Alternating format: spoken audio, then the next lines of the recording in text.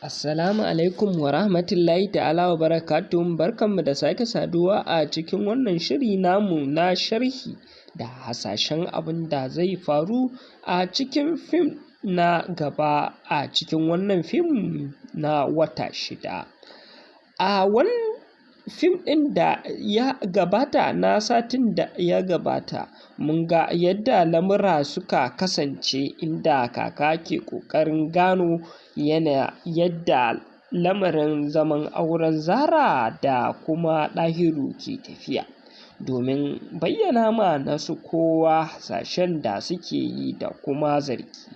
Sai dai wani babban al'amari da ke shirin tasowa shi ne wanda za mu kalla a shiri na gaba, shi ne yadda Ɗahiru da kuma Zara za su haɗu a Kaduna domin gudanar da babban taro na kamfanin mahaifin Ɗahiru, wanda Ɗahiru na ɗaya daga cikin manya-manya kuma jigajigai wanda za su tantance waɗanda za su haɗa hannu da su a kamfanoni.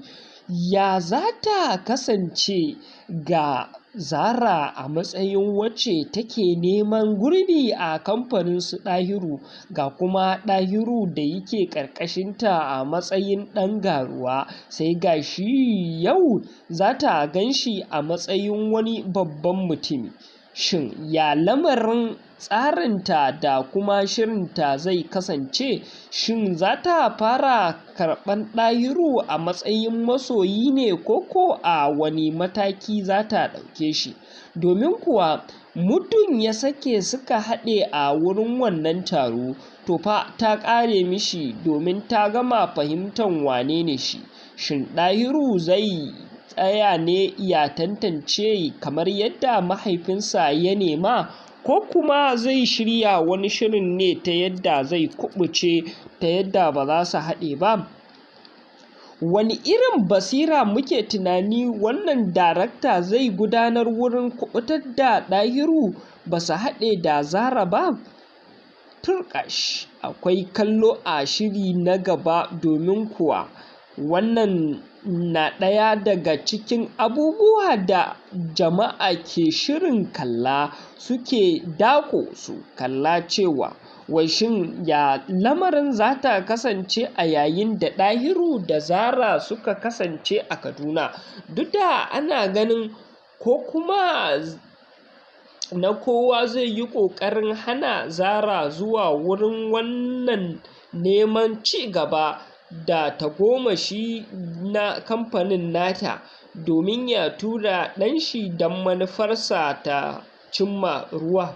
Amma sai dai ga shi mun ga yadda Zara ta lallaɓa shi domin ya batta ta tafi wannan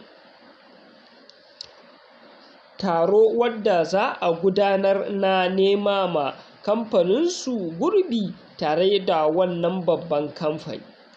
To, turƙash, baban Ɗahiru zai iya fahimtar abin da ke zuwa yake dawowa a yayin da babban ɗansa bai halarci wannan taro ba, ko zai halarta? Sannan kuma mai muke shirin gani a shiri na gaba? Lallai kam akwai kallo, don haka mu ƙura idanu mu kalli, mu bibiyi wannan shiri na wata 6 domin kashe ƙwarƙwatan idonmu ga wannan ƙayataccen shiri wanda tauraronsa